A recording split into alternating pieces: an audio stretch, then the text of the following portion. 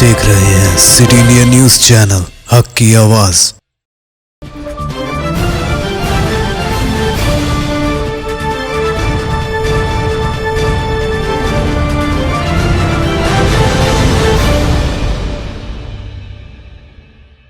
अस्सलाम वालेकुम नाजरीन, मैं Zakia Sadiq city India news के रियासत तेलंगाना और इलाक़े दक्कन के खबरनामा आईना दक्कन में आपका इस्तकबाल करती हूँ। खबरों से पहले सुनते हैं हदीस शरीफ। हदीस नबवी सल्लल्लाहु अलैहि वसल्लम, अत्ताइबु मिनज़्ज़ंबि कमन ला ज़ंब लह, इब्न माजा। गुनाह से तौबा करने वाला ऐसा है जैसा कि उसने गुनाह किया ही नहीं।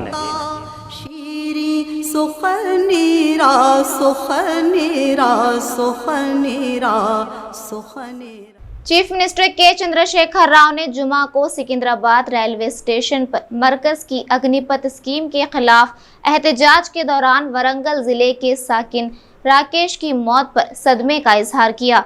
उन्होंने राकेश के खानदान से ताज़्ज़ुब का इजहार किया जो रेलवे पुलिस की फायरिंग के दौरान मारे गए थे। वजीर आला ने 25 लाख रुपए एक्स ग्रेशिया के साथ साथ इसके खानदान से एक अहल फर्द को रियासती हुकूमत की नौकरी देने का ऐलान किया। यहाँ जारी एक बयान में चंद्रशेखर राव ने कहा कि नौजवान अग्निपथ स्कीम के तहत मुसल्लह फौज में भर्ती करने के मरकज के फैसले के खिलाफ एहतजाज कर रहे हैं। उन्होंने कहा कि राकेश मरकजी हुकूमत की गलत पॉलिसियों का शिकार हो गया। उन्होंने रियासती आवाम को यकीन दिलाया कि तेलंगाना हुकूमत अपने नौजवानों की इस तरह हिफाजत करेगी जिस तरह माँ अपने पेट में अपने बच्चे की हिफाजत करती है। वाज़ेह हो कि मरकजी हुकूमत की अग्निवीर स्कीम के खिलाफ पूरे मुल्क में एहतजाज जारी है। इसी एहतजाज के बीच तेलंगाना के सिकंदराबाद स्टेशन पर राकेश की मौत हो गई थी। इस बीच अग्निपथ के खिलाफ एहतजाज की आग पूरे मुल्क में तेजी से फैल रही है। मरकजी हुकूमत की अग्निपथ स्कीम के खिलाफ सिकंदराबाद रेलवे स्टेशन में गुज़िश्ता रोज हुए पुरतशद्दुद एहतजाज के दौरान पुलिस की फायरिंग से हलाक नौजवान राकेश की आखिरी रसूमात के लिए निकाले गए जुलूस के दौरान इस जुलूस में शामिल 22 नौजवानों ने तेलंगाना के ज़िला वरंगल में BSNL के दफ्तर पर हमला कर दिया और इसके शीशों को तोड़ दिया। इन नौजवानों ने दफ्तर के बोर्ड को आग लगा दी और मोदी ज़ेरे क़यादत मरकजी हुकूमत के खिलाफ नारेबाजी की। वाज़ेह है कि जुमा के रोज़ सिकंदराबाद रेलवे स्टेशन पर सिक्योरिटी एहलकारों की ओपन फायरिंग से एक 24 साला शख्स की मौत हो गई और कई जख्मी हो गए क्योंकि मरकज की नई अग्निपथ स्कीम के खिलाफ एहतजाज बड़े पैमाने पर तशद्दुद और आतिशजनी की शक्ल इख्तियार कर गया था।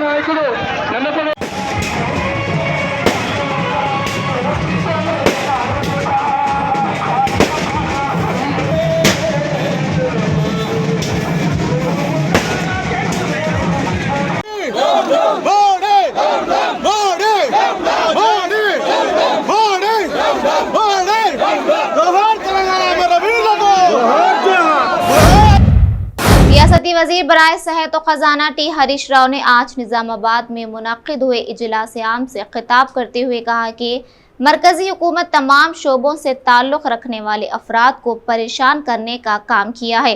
मरकजी हुकूमत अग्निपथ स्कीम के जरिए मुल्क के फौजियों की जिंदगी से खिलवाड़ कर रही है। उन्होंने इस मौके से मरकजी हुकूमत से सवाल किया कि अग्निपथ स्कीम के जरिए 4 साल मुलाजिमत करने के बाद इन फौजियों का मुस्तकबिल क्या होगा। इसीलिए मुल्क का नौजवान मरकज के इस फैसले के खिलाफ एहतजाज दर्ज कर रहा है। उन्होंने इस मौके से मरकज पर इल्ज़ाम आयद किया कि मरकजी हुकूमत फौजी शोबे को भी खांगियाने में तब्दील करने की कोशिश कर रही है। బోర్ల కాడ మీటర్లు పెట్టమని చెప్తున్నారు, మరి వాళ్ళు చేసింది ఒక్క మంచి పని చెప్పండి 8 ఏళ్లలో ఉన్న ఒక్క అగ్నిపథ్ పేరు మీద ఆ ఆర్మీలో దొరికే ఉద్యోగాలకు కూడా ఇలా మంగళం పాడిండ్రు। ఆయనతో ఉద్యోగాలు కూడా 4 ఏళ్ళు చేయండి, ఇంటికి పోండి, మీకు పింఛన్ లేదు, మీకు పర్మనెంట్ ఉద్యోగం లేదు అని చెప్తే ఇవాళ దేశం మొత్తం అట్టుడికిపోయి యువత అంతా తిరుగుబడుతున్నటువంటి పరిస్థితి। ఇంకా బాధ కలిగేది ఏంటంటే నిన్న సికింద్రాబాద్ లో కొంతమంది యువతపై పాపం కోపం కొద్ది రైల్వే స్టేషన్ మీద దాడి చేసింది। దానికి బీజేపీ నాయకుడు బండి సంజయ్ గారు, జాతీయ ఉపాధ్యక్షురాలు డికే అరుణ గారు ఇది టీఆర్ఎస్ వాళ్ళే చేపించారు అంటాడు। మరి సికింద్రాబాద్ లో టీఆర్ఎస్ వాళ్ళు చేపిస్తే ఉత్తరప్రదేశ్ లో ఎవరు చేపించిండు, పంజాబ్ లో ఎవరు చేపించిండు, బీహార్ లో ఎవరు చేపించిండు? మీ ఉత్తరప్రదేశ్ లో అయితే ఏకంగా పోలీస్ స్టేషన్ దగ్ధం చేసిండు యువత కోపానికి వచ్చి। పోలీస్ స్టేషన్ మీద దాడి చేసి ఈ అగ్నిపథ్ను రద్దు చేయాలని చెప్పి పోరాటం చేసిండు। అంటే మరి ఉత్తరప్రదేశ్ లో యోగి గారు దాడి చేపించిండా, మరి బీహార్ లో నితీష్ కుమార్ గారు దాడి చేపించిండా? మరి ఇక్కడ టీఆర్ఎస్ పార్టీ చేస్తే అక్కడ బీజేపీ చేసినట్టే కదా, అక్కడ యోగి ఆదిత్యనాథ్ చేసినట్టే కదా। దాని గురించి మీరు ఎందుకు మాట్లాడు? అంటే ఎన్ని జూటా మాటలు చెప్తూ ప్రజలను మోసపుచ్చాలని చూస్తున్నారు। ఒకసారి బీజేపీ చేతులకు పోతే ఉచిత కరెంటు బంద్ అవుతుంది, బాయిల కాడ మీటర్లు పెట్టి ముక్కు బిండి బిల్లు వసూలు చేసే కార్యక్రమం చేస్తారు। ఇవాళ బీజేపీ పరిపాలించే ఏ రాష్ట్రంలో కూడా ఇవాళ ఉచిత కరెంటు 24 గంటల కరెంట్ ఎక్కడ కూడా లేదు। ఇవాళ బీజేపీ వస్తే బాయిల కాడ మీటర్లు వస్తాయి। మరి మనం ఆలోచన చేసుకోవాలి, బీజేపీ అధికారంలో ఉన్న ఏ రాష్ట్రంలో 500, 600 కంటే ఎక్కువ పెన్షన్ లేదు। మరి వీళ్ళు వస్తే మన పెన్షన్ తగ్గిపోయే ప్రమాదం ఉంటుంది। ఇవన్నీ మీరు ఆలోచించాలి। కాంగ్రెస్ గురించి నేను మీకు చెప్పాల్సిన అవసరం లేదు, అన్ని మీకు తెలుసు। అయితే వాస్తవాలను మీరందరూ కూడా గమనించాలని చెప్పి కూడా నేను ఈ సందర్భంగా మనవి చేస్తూ మోతే గ్రామ ప్రజలను మిమ్మల్ని అందరినీ కలిసినందుకు నాకు చాలా तेलंगाना प्रदेश सदर रेवंत रेड्डी ने आज सहाफियों से बात करते हुए कहा कि मरकजी हुकूमत की जानिब से लाई जा रही अग्निपथ स्कीम को मुल्क की आवाम और खास तौर पर नौजवान कबूल नहीं कर रहे हैं। उन्होंने कहा कि कांग्रेस पार्टी ने अपने दौरे इख्तिदार में किसी स्कीम को नाफिज करना चाहती तो पहले मुल्क के आवाम को इस स्कीम को समझा कर नाफिज करती थी, लेकिन मौजूदा हुकूमत इसके बरखिलाफ अपनी मनचाही पॉलिसी को नाफिज करते हुए मुल्क में कई बार एहतजाज का जरिया बनी है। उन्होंने कहा कि कांग्रेस पार्टी ने नारा दिया था जय जवान जय किसान का, लेकिन आज बीजेपी पार्टी इन नारों के खिलाफ काम कर रही है। इससे पहले ज़रे क़वानीन के जरिए किसानों को और अब अग्निपथ स्कीम के जरिए फौजियों को परेशान किया जा रहा है। ప్రభుత్వం తీసుకొచ్చిన అనాలోచితమైన నిర్ణయం సైన్యంలో చేరికలను కూడా అవుట్సోర్సింగ్ ద్వారా చేపట్టాలని తీసుకున్న నిర్ణయాన్ని దేశ ప్రజలందరూ ముఖ్యంగా ఈ దేశంలో ఉండే యువత తీవ్రమైన నిరసన తెలియజేస్తున్నారు। దాంట్లో భాగంగానే నిన్న సికింద్రాబాద్ రైల్వే స్టేషన్లో జరిగిన దురదృష్టకర సంఘటనలు మీడియా మిత్రులు కల్లారా చూశారు। నిజంగా ఈ దేశం సమైక్యత కోసం సమగ్రత కోసం కాంగ్రెస్ పార్టీ ఎంతో కృషి చేసి స్వతంత్రాన్ని తేవడమే కాదు, దేశంలో వివిధ సందర్భాలలో ఉద్వేగాలు పెరిగిపోతే వాటిని శాంతియుతంగా సామరస్యపూర్వకంగా చర్చించి దేశ ప్రజలకు భారత ప్రభుత్వం పట్ల విశ్వాసం కల్పించి భారత ప్రభుత్వం ఈ ప్రజల యొక్క అభ్యున్నతి కోసమే పనిచేస్తుందని నమ్మకం కలిగించి ఈ దేశాన్ని సమగ్రంగా ఉంచడంలో శ్రీమతి ఇందిరాగాంధీ గారు, రాజీవ్ గాంధీ గారు ప్రాణాలను అర్పించారు. గాంధీ కుటుంబం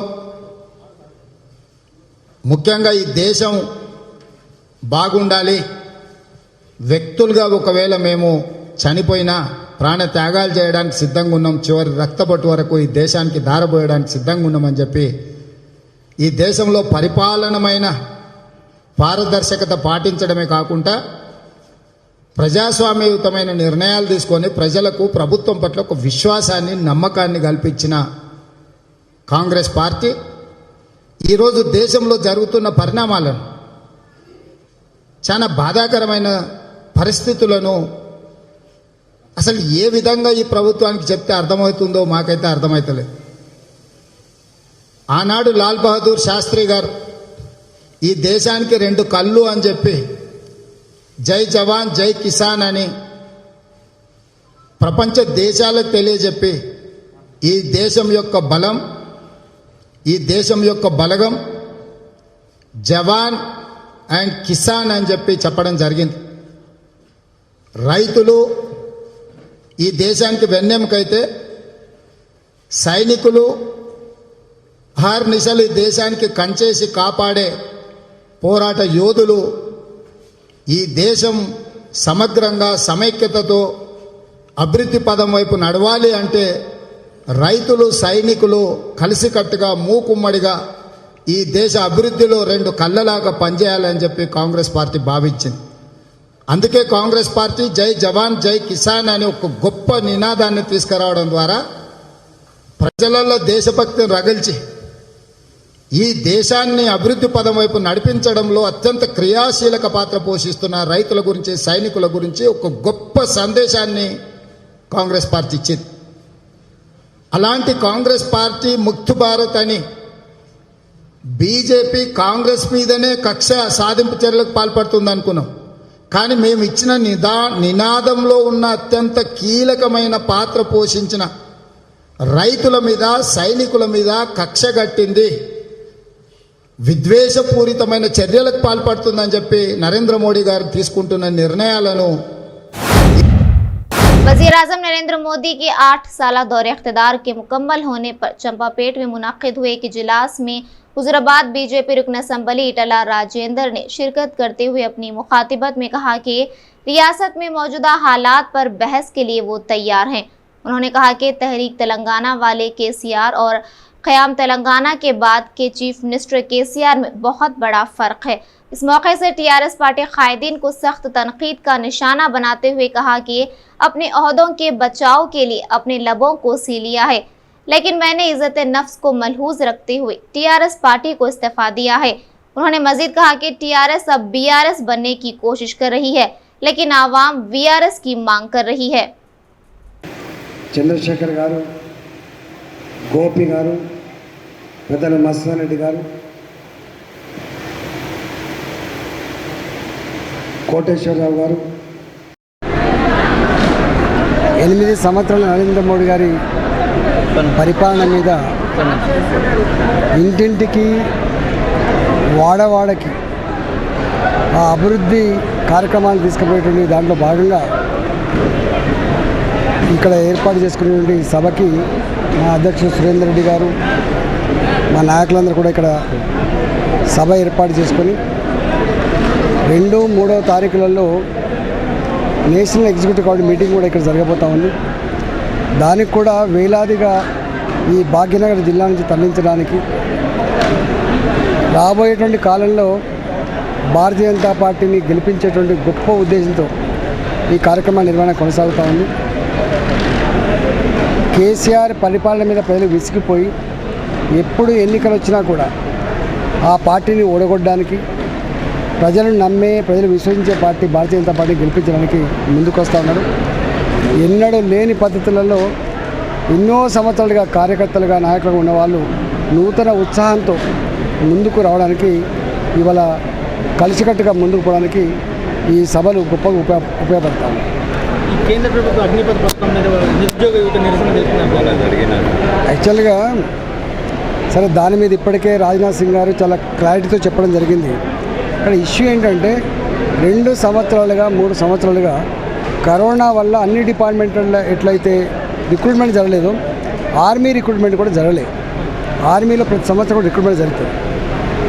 ఆ పిల్లలు మాకు వెంటనే మిగతా టెస్టులు పూర్తి చేసి రిక్రూట్మెంట్ చేయాలని చెప్పి బ్యానర్లు పట్టుకొని శాంతియుతంగా ఎయిర్ ఫోర్స్ దగ్గరికి పోవడం జరిగింది. కానీ అలా కొంతమంది సంఘ విద్రోహ శక్తులు జైన్ అయి కేంద్ర ప్రభుత్వ ఆస్తుల్ని టార్గెట్ చేసి ఏదైతే ధ్వంసం చేసిందో అది తీవ్రమైన నేరంగా మేము పరిగణిస్తా ఉన్నాం. ఆ పిల్లల యొక్క ఆవేదన కానీ ఆ పిల్లల యొక్క ఆవేశాన్ని ఎక్కడ తప్పట్టట్లేదు. కానీ ప్రభుత్వం దాన్ని అడ్వాంటేజ్ తీసుకొని ప్రజల ఆస్తులు కాపాడాల్సిన ప్రభుత్వం, రైల్వే ఆస్తులు కాపాడాల్సిన ప్రభుత్వం నిష్క్రియాపరత్వంలో ఉండడం, సమాచారం తెలిసినప్పటికి కూడా కనీసం నిల్వరించే ప్రయత్నం చేయకపోవడం అనేది ఇవాళ ఒక్క మాటలో చెప్పాలంటే ప్రజల ఆస్తులని కాపాడంలో కేసీఆర్ ప్రభుత్వం విఫలమైంది. తప్పుకోవాలని చెప్పి నేను డిమాండ్ చేస్తాను. जिला कामारेड्डी बांसवाड़ा के एससी कॉलोनी में वनम साई नामी शख्स का बेदर्दी से कत्ल कर दिया गया। बताया जा रहा है कि सेप्टिक टैंक गाड़ियों के कारोबार को लेकर रमा कृष्णा और वनम साई के दरमियान हुआ झगड़ा कत्ल की वजह बनी। वनम साई खदीम बांसवाड़ा के हरिजन इलाके में सेप्टिक टैंक खाली करने की इत्तला पाकर रमा कृष्णा अपने रिश्तेदारों के साथ मिलकर चाकू से हमला करते हुए बेदर्दी से कत्ल कर दिया। डीसीपी जयपाल रेड्डी ने बताया कि रमा कृष्णा के अलावा 8 अफराद पर मुकदमा दर्ज किया गया है। मुल्जिमान फिलहाल फरार हैं। इन्हें जल्द पकड़कर अदालती तहवील में पेश किया जाएगा। मुतवफ़्फ़ी के अफराद ख़ानदान ने इंसाफ का मुतालबा करते हुए राजीव गांधी चौराहे पर एहतजाज दर्ज किया।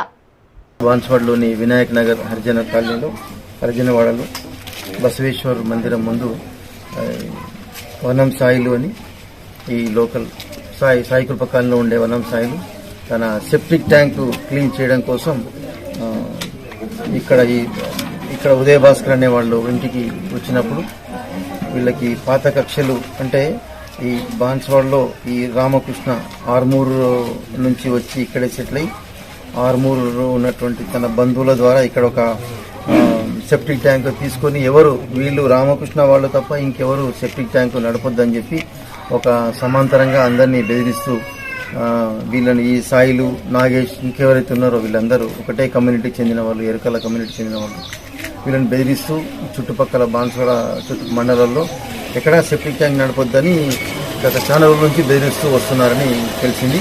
అయితే నిన్న ఎవరైతే ఈ నాగేష్ వర్గానికి చెందినటువంటి వనం సాయిలు తన సెప్టిక్ ట్యాంక్ తీసుకొని వినాయక్ నగర్ హరిజనవాడలో ఎవరైతే ఇంటికి ఉదయ భాస్కర్ వాళ్ళ ఇంటికి వచ్చి సెప్టిక్ ట్యాంక్ క్లీన్ చేద్దామని వచ్చినప్పుడు మూకుమ్మడిగా ముందస్తు ప్లాన్గా వీళ్ళు పిల్లి సాయిలు వీళ్ళందరూ ఈ రామకృష్ణ వాళ్ళు వీళ్ళందరూ కూడా సుమారుగా ఒక 8 మంది వరకు అటాక్ చేసి చంపినారని రాత్రి 10:30కి ఇక్కడ సంఘటన జరిగింది. దీని తర్వాత వనం సాయిలు సుమారుగా ఒంటిపైన శరీరంపై వివిధ గాయాలతో ప్రభుత్వ ఆసుపత్రిలో చికిత్స పొందుతూ చనిపోయినాడు. అతని భార్య వనం వాణి యొక్క స్టేట్మెంట్ ఆధారంగా ఈ 8 మందిపై మర్డర్ కేసు నమోదు చేయడం జరిగింది. వీళ్ళందరిలో అందరినీ పట్టుకుంటాం త్వరలోనే. వీళ్ళందరూ పారిపోయినారు. ఈ సాయిలు యొక్క భార్య వాణి ఇచ్చిన ఫిర్యాదు మేరకు కేసు నమోదు చేసినాం. వీళ్ళందరిపై కఠిన చర్య తీసుకుంటాము. అట్లాగే వీళ్ళందరిపై షీట్లు కూడా నమోదు చేస్తాము. शहर हैदराबाद में एक बीवी ने शौहर के कातिलों के साथ मिलकर अपने ही शौहर का कत्ल कर दिया। तफसीलात के मुताबिक इकबाल नामी शख्स जो यूपी के बताए जा रहे हैं, जो 17 सालों से हैदराबाद में ही मुकीम थे, उन्होंने 15 साल कबल मेराज नामी खातून के साथ हैदराबाद में शादी की और इन्हें अल्लाह ताला ने 5 औलाद अता फरमाई।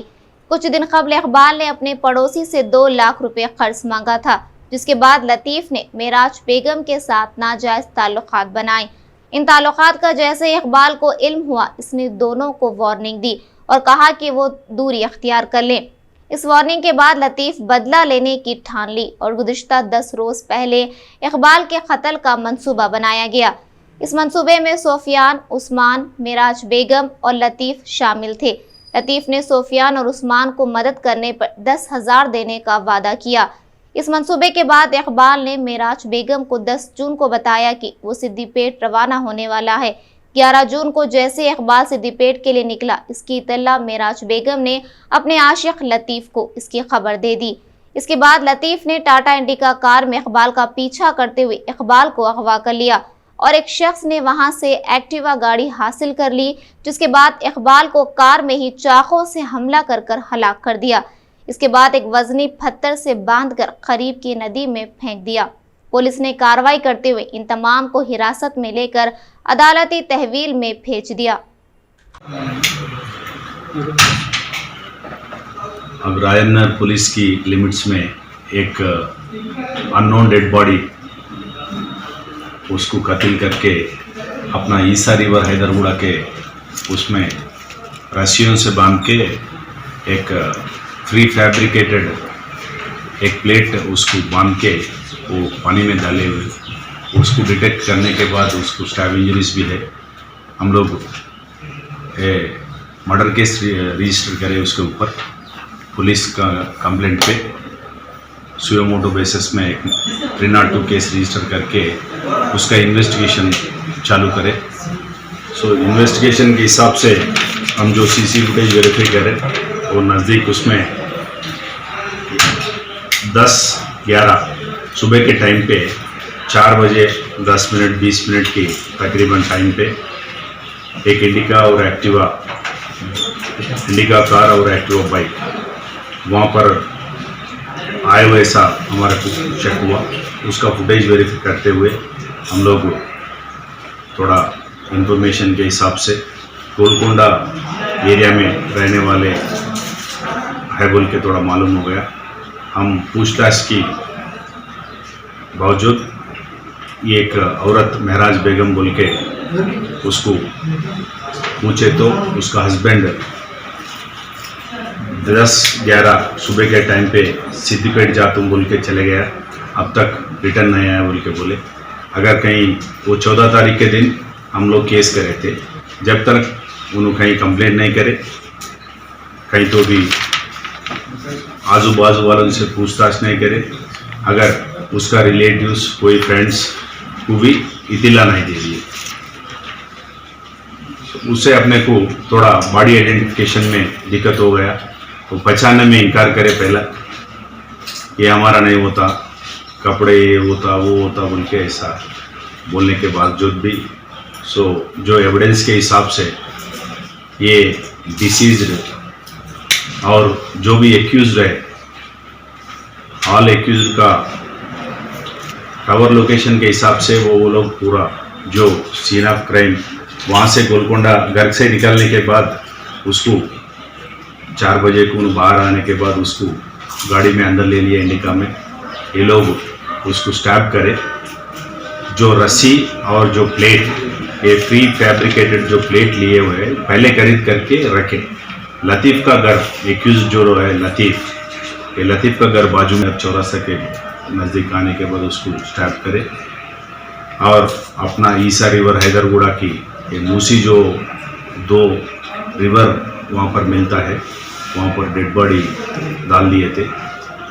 ये इलीगल इंटीमेसी के हिसाब से ये मर्डर हुआ।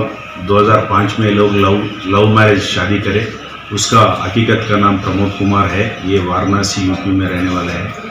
उन हैबिट्स में एक शॉप रहता था उसका, ये ताइट और जो मिजाज ठीक नहीं है तो जो ताइट बनते उसका कारोबार चलता था उसका। आज भी उन्होंने कहीं सिद्दीपेट कहीं तेलंगाना डिस्ट्रिक्ट में जाके जो तबीयत मिजाज ठीक नहीं रहता है वो लोगों के ट्रीटमेंट के हिसाब से वो ताइट बना के देता। जो बिलीफर रहते हैं वो उससे पैसे कमा के फैमिली को चला रहे। 5 बेटे हैं। ये लतीफ़ से इलीगल इंटीमेसी उन्होंने डेवलप करके महराज जो बेगम वाइफ है उसका कत्ल करे हैं। और इकबाल को ये उसका इरादा ये है, अगर डेड बॉडी आइडेंटिफिकेशन नहीं हुए उसका स्केलेटन बन गए तो जो उसको पूछने वाले कोई नहीं है, उसका रिश्तेदार कोई नहीं है, यहाँ पर कोई भी नहीं।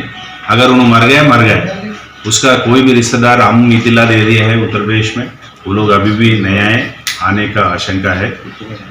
इसके बीच में जो एविडेंस है, टेक्निकल एविडेंस है, जो सीसी फुटेज है, उसके हिसाब से ये केस डिटेक्ट करे। विद इन नो टाइम में आज रायनगर पुलिस एसीपी और inspector Kanakaiah, SOD inspector Venkat Reddy, ये लोग बेहतरीन काम करके विद इन शॉर्ट टाइम में केस को डिटेक्ट करके ये अननोन मर्डर केस को इमीडिएट डिटेक्ट करके 4 एक्यूज्ड अपना कस्टडी में है। ये पूरा केस में एक इंडिका कार सीज करे हैं, एक एक्टिवा बाइक और 4 मोबाइल फ़ोन, रस्सी, जो नाइफ और जो प्लेट है ये फैब्रिकेटेड पूरा रिकवरी करे। जो इन्वेस्टिगेशन के हिसाब से जो भी फर्दर करना है ये फोरेंसिक साइंस को लैबोरेटरी को भेजते हैं और पोस्टमार्टम रिपोर्ट को भी ले लेते हैं। वो इन्वेस्टिगेशन जारी रहेगा। और आपका माध्यम से हम ये अपील गुजारिश है सब लोगों से, अब आम जनता से भी, सब सीसी फुटेज आना बोले तो आप लोग जो घर के सामने अगर कोई शॉप है, कोई बिजनेस एस्टेब्लिशमेंट्स है, सीसी कैमरास कितने लगाए तो उतना बेहतर है। ऐसा केसेसों में इजी डिटेक्ट करने का एक मौका मिल जाता है। सबसे गुजारिश ये है मैक्सिमम सीसी फुटेज लगा दीजिए। नाज़रीन, हमारे तमाम प्रोग्रामों का मुशाहिदा सिटी डिजिटल सेट-टॉप बॉक्स के चैनल नंबर 6 और हैदराबाद में एजी सेट-टॉप बॉक्स के चैनल नंबर 50 पर मुशाहिदा कर सकते हैं। इसके अलावा यूट्यूब, फेसबुक और इंस्टाग्राम पर भी आप हमारे तमाम प्रोग्रामों का मुशाहिदा कर सकते हैं। नाज़रीन, आप यूट्यूब पर हमारे वीडियोस देख रहे हैं तो यूट्यूब पर हमारे चैनल को सब्सक्राइब करें, लाइक और शेयर करें। तो नाज़रीन, अब मुझे ज़किया सादिक को इजाज़त दें और देखते रहिए आपका अपना पसंदीदा चैनल सिटी इंडिया न्यूज़, हक़ की आवाज़। शब्बा खैर, अल्लाह हाफ़िज़।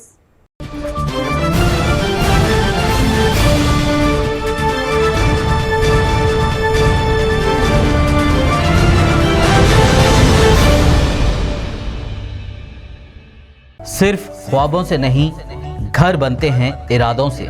MS techno and company builders and developers लेकर आए हैं एक नया प्रोजेक्ट, साबेरीज Umar enclave super deluxe construction, शाहों के शहर हैदराबाद में। 4 मीनार के दामन में सिर्फ 1 किलोमीटर के फासले पर आजमपुरा फरहत नगर इलाके में। Booking start. मजीद तफसीलात के लिए रब्त करें 9959023786, 9959023786, 9581528002, 9493854625. Are you looking to build your dream project, but construction costs and time are a big hurdle standing in your way?